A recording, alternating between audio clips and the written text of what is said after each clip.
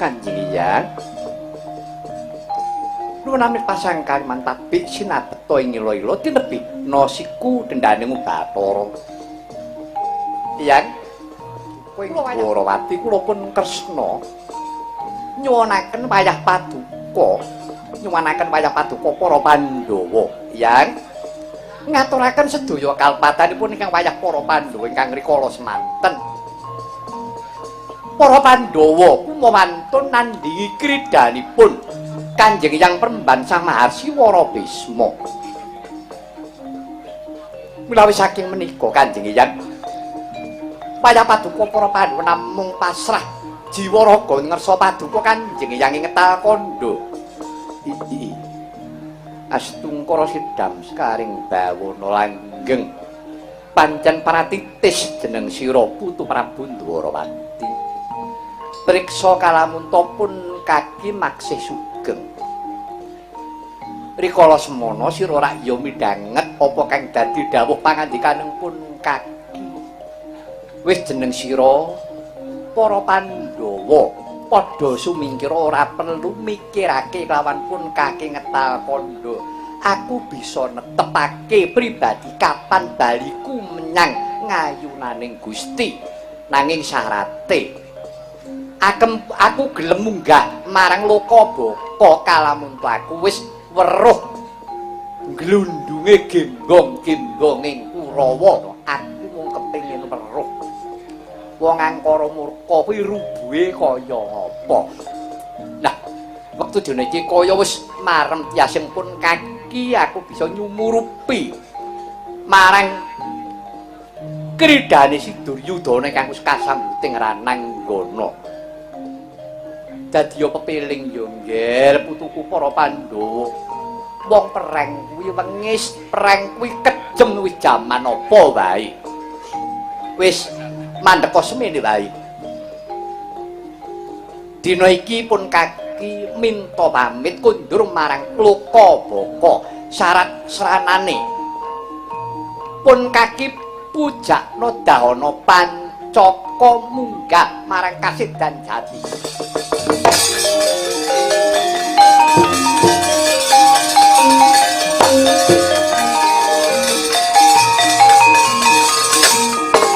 Kacarita para Pandhawa samya ngeningaken kurbaning Gusti. Anyipta nala hakni, nala tekse ati hakni geni kang mijih saka kanepson. Wonten dawana murup makantar kasariraning para Pandhawa kinarya anguntapaken Pandharira Sang Resi Bisma marang loka baka.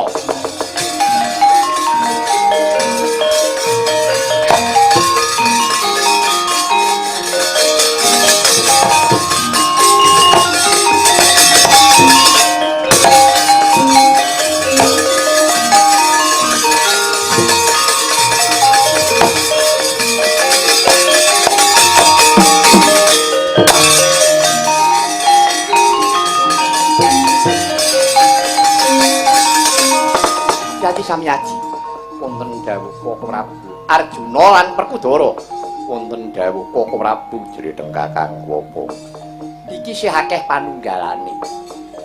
Iya, mulawi saking menika Yayi monggo dipun tindakaken kanthi tulus ikhlasing manah raos sampun ngantos kataneman raos jubiya sarta sampun ngantos ananem raos memengsahan nggih Yayi. Inggih Koko Prabu.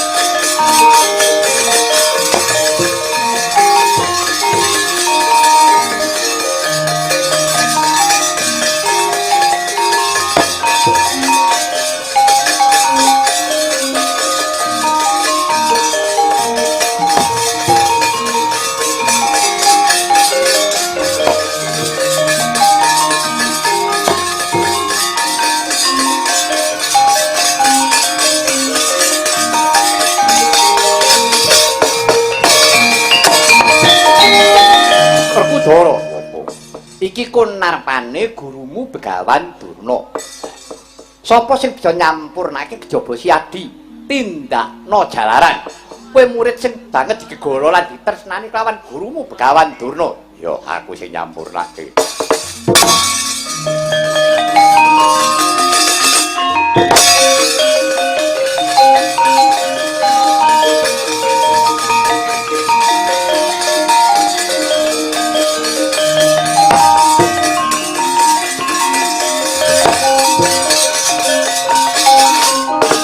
Kacarita sigra ngeningaken cipta nenggih Sang Ayu Siwi Sang Werkudara. Ninging cipta nedya nyampurnakaken Sang Guru sejati nenggih Sang Begawan Durna. Den ciptanira Sang Bimasena pun kersane Gusti kang akarya jagat mung kuciwane Sang Begawan Durna dereng saged sampurna nadyan ical kuandane ana swaraning pambekering kuda.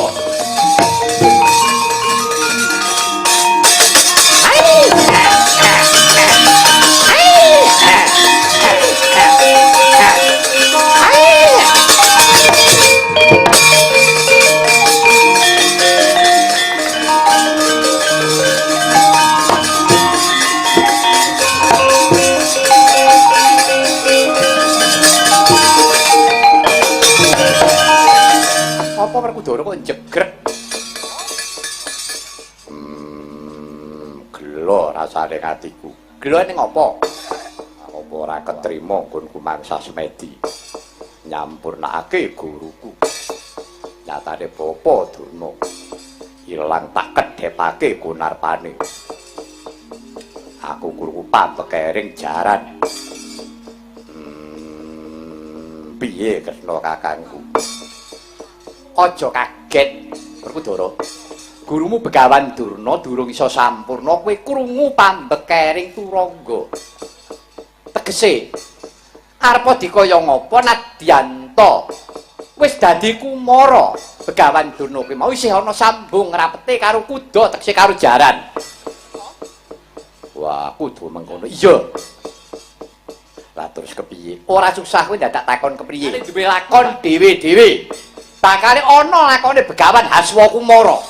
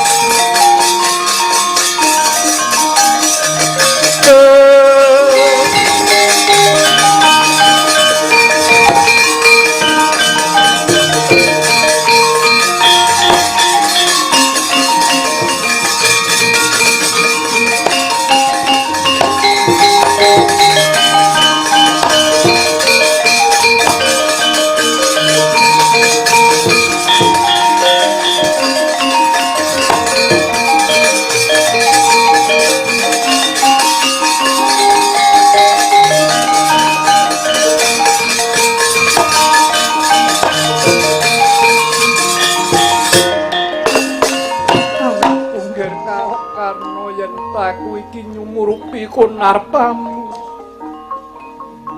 kaya dijejuing ngrasane atine ibumu Karna. Anakku sedang tak tresnani ning mangka sing nglairake ku ora ana liya ya aku iki ibumu. Dewa dene ku ora gelem nyebut aku ibu. Aku bisa nyaketi karo kowe bareng kowe wis temekaning pati Karna. Karna. Ibumu sing luput yo Karna, ibumu njaluk pangapura Karna. Kanjeng Bibi, sampun Kanjeng Bibi. Kula mboten maiben kados menapa mung penggalih paduka Kanjeng Bibi dumateng Yayi Karna. Namung kemawon monggo Bibi dipun kukus dumateng papes pening Gusti yen mubeng dumadi. Sarta kula aturi mas paosaken Yayi Karna menika sinaosa sampun dados kunarpa nanging guayanipun Yayi Karna menika esmu mesem. Monggo dipun periksani. Pasemonipun Yayi Karna menika mesem. Tegesipun Yayi Karna menika sampun rila legawa ngrilakaken sugengipun minangka dados wadal tumbalipun para kadang Pandhawa. Prasetyanipun rikala semanten dhateng kula Kaka Prabu nadyan to kula alit sakit ageng dumugenipun pejah. Kula mboten badhe ngowelaken dumateng jiwa raga kula. Sauger kadang kula para Pandhawa saged umbuling ayuda. Mila Pati tansah kula ubupi rinten dalu. Ingkang supados Yayi Purupati Puruna Pancakara Puruna Pereng. Kula pitados Kurawa mboten badhe mimpang kaliyan adi-adi kula para Pandhawa. Jalaran Bibi, kula sampun ate mrangguli piyambak kula pepanggihan kaliyan Yayi Karna. Sandi tama kawedhar legetaning penggalih ingkang tansah dipun aling-alingi, dipun damel wewadi wondene dipun wedharaken kaliyan kula kados atur kula menika kala wau. Sampun Bibi. Monggo. Sartawis kula aturi sumene supados mangke pun sirnakaken sarta dipun sampurnakaken punarpanipun Yayi Karna.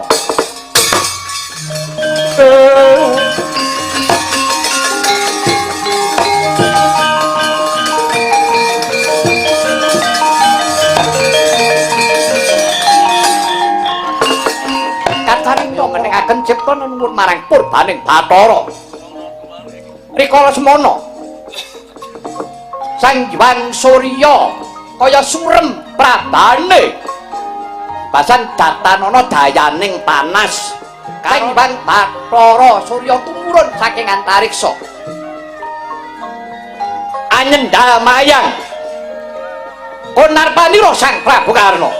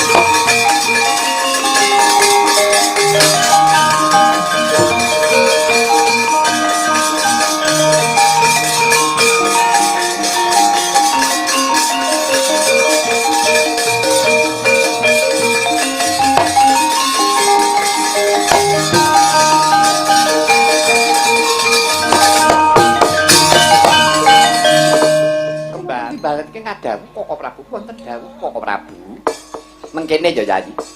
Sira nyumurupi iki kunarpane ingkang weng Mandaraka wakmu Prabu Sayapati lawan garwane yaiku Dewi Setyawati ya Endang Pujawati. Iki gegambarane tresna sejati. Mekaten Koko Prabu. Iya. Iku Narendra sing ora darbe garwa wayuk tegese Narendra ingkang mligi garwa Padmi kuwi mung ana loro. Siji ingkang wong Mandaraka Prabu Sayapati. Garwane ya mung sajuga. Ingkang wa putri ingkang saiki seda sampya bebarengan Dewi Pujawati mau. Raka Mandura Kaka Prabu Baladewa iki garwane ya mung sajuga. Kakang Mbok Erawati. Mekaten Kaka Prabu. Ya, sarening Pakmu Prabu Sayapati kuwi mau sing ditresnani iki mung kowe, Kembar. Sing dianggap rina pantaraning mengiri kala semana mulana lakon salya begal. Janjane mono ingkang wa Prabu Sayya kira arep manunggal kawan para Pandhawa dibegal kawan Prabu Kurupati sak kurawane. Oh, mekaten. Ya. Mula dina iki ora diaki. Meningna ciptamu menepna rasamu nyuwuna marang Gusti kang akarya jagat muga-muga kunarpane wakmu sarimbit supaya nggapi nundut ana ngersaning Gusti.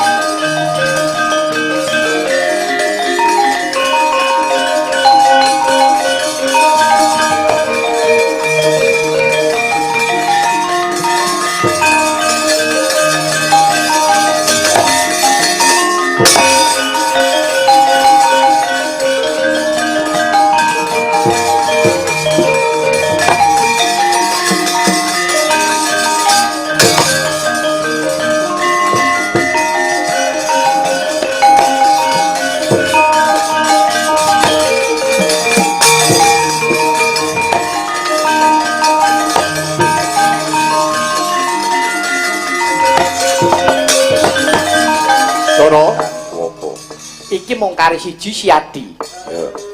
Iki mengko kowe manut aku apa aku manut kowe?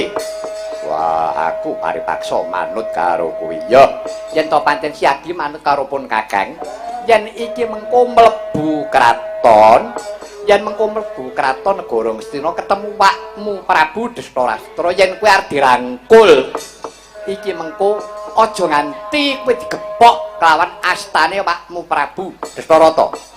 Sababe apa? Ora susah tak kandhani sababe. Lah terus aku kudu piye? Engko sing mbok ulungake gadamu rujak polo. Ning kowe kudu gelem ikhlas kowe kelangan pusakamu godho rujak polo.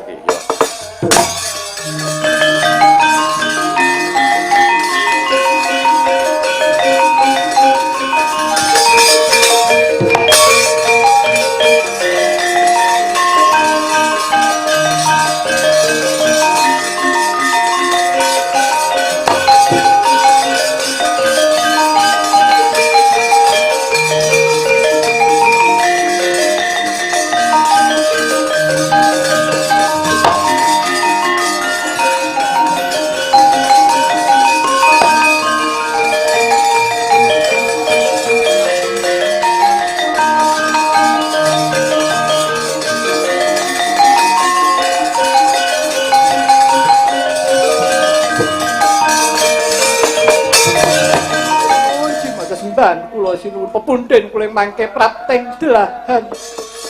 Sinuwun kenging menapa dene paduka mboten musik raos sing penggalih paduka Sang Prabu. Aku mbok kon musik sing kepiye Gendari? Nyatanipun ingkang putra sedaya para Kurawa sampun tumpes tapis tanpa tabet. Paduka kok kendel kemawon. Kok mboten musik penggalih paduka? Lho, musik-musik sing kepiye? Ha tobat. Menapa paduka mboten midhanget guguripun ingkang putra pun Dursasana dipun sempal-sempal pun poteng-poteng angganipun Sengkuni inggih mekaten ngantos dipun pecah sirahipun dipun suwek tutokipun dipun beset kulitipun manten ugi ingkang putrapun Duryudana dipun pisakit kaliyan Werkudara dipun asap gada rujak po ngatos ical wujuding manungsa kados Gandara wah toblah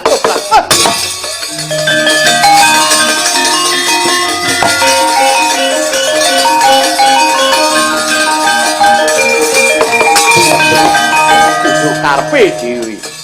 Dadi kaya mengkono kuwi lakone anak-anakmu. Kawula muni nggih. Ya. Moko aku krungu kabar yen to Pandhawa ki boyongan. Arep sowan marang negara Ngastina. Janjane aku ki wis rila lega lahir batin bareng aku krungu ucapmu kaya mengkono matine Dursasana Sengkuni lawan Duryudana. Tidak sia kan Werkudara. Aku ora trima. Ya, mengko yen Werkudara sing tekan kene aku jawilen.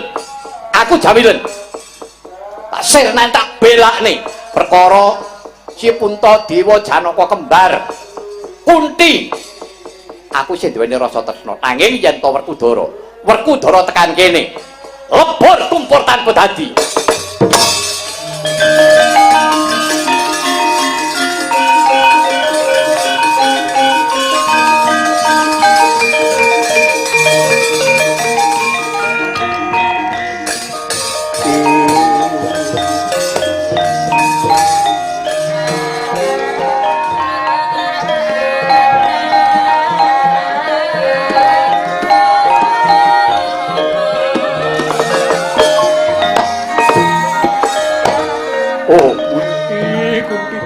kowe ya Kunti inggih Kakang kula ingkang rayipun Kunti Kalitrata kula nyuwun pangapunten kalpatanipun ingkang putra para Pandhawa Kakang ya kabeh wis tak pupus marang papestane Gusti Kang Akaya Jagat wis kene-kene ndi anak-anakmu aku wis ngerti aku kudu lengser ke Prabon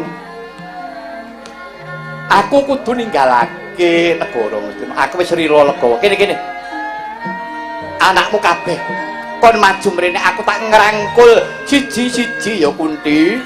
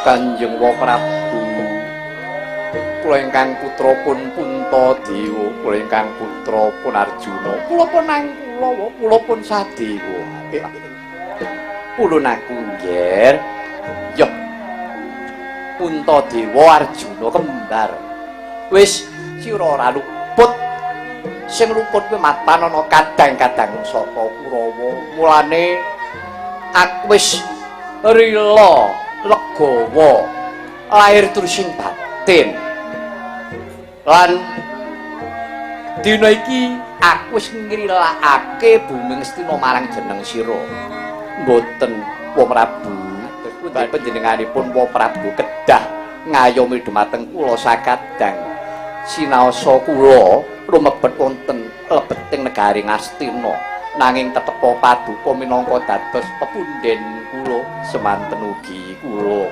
Wa Prabu inggih semanten ugi kula semanten ugi kula inggih Kakang Adipati sinaosa ingkang putra para Pandhawa lumebet wonten negari Ngastina estanipun boten badhe nilaraken paduka patuko Kanjeng Koko Prabu keparenga patuko Kakang Adipati ngayomi dhumateng para Pandhawa. Waduh, semono gedene katresnanmu Kunti sak anakmu menang aku. Ya, iki Werkudara ndi? Kene-kene Werkudara maju mrene, Ngger.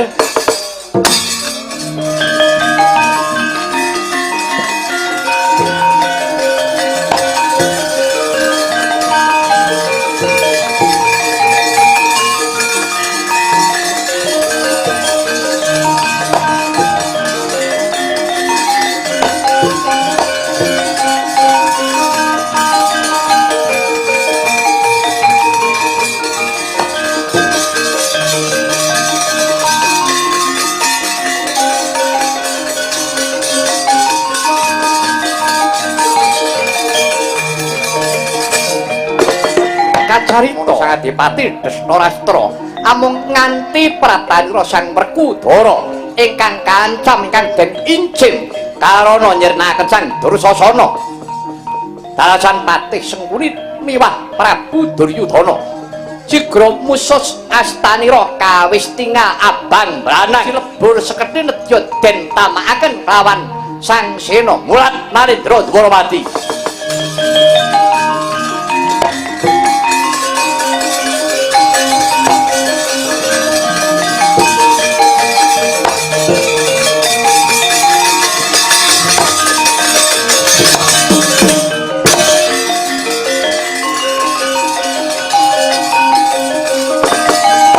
Werkudara, Retna kakangku apa? Mari dawuh apa? Senengam kok lancang disiki. Wah, latur kudu kepiye? Mengko yen kowe arep dirangkul tungna gadamu rujak polo ning kowe kudu gelem kelangan. Pusakamu godho rujak polo. Iya. Kowe kok bakal weruh lelakon kang gegirisi.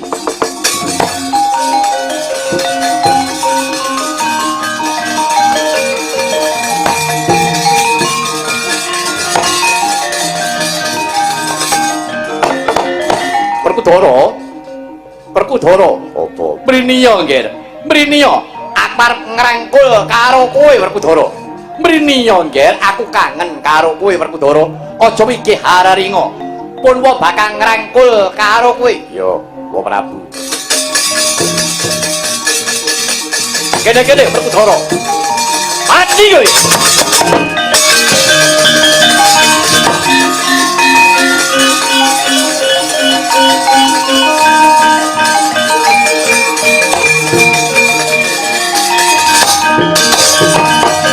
Amuk Suramrata Jayamrata rasakno ora ngerti batinku. Nyatane aku semantak aja lebur sekethi. Tak grayang ra kelakon ajur padamu derajat padha katut pundi Kakang.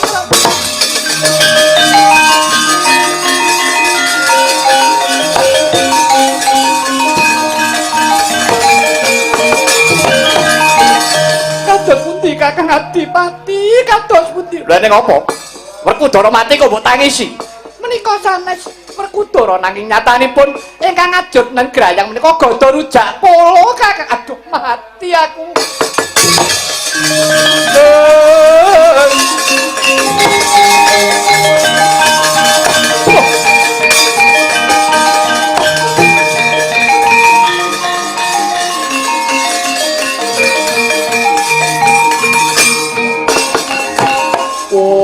Dari lelakon kok sisit tumpuk matimbun-timbun kaya mengkene. Werkudara sing gedhe pangapuramu ya, Ngger. Werkudara. Wah, Wa Prabu Destarata sing unta ora mung mripatmu nanging tekan batinmu. Kowe duweni rasa kething keburu sengit karo aku. Janjane mono aku duweni rasa welas karo kowe. Ora rela yen kowe ninggalake negara Medina nanging bareng kelakuanmu gedhamu kaya mengkono. Aku ora sudi kanggonan wong kaya kowe kuwi.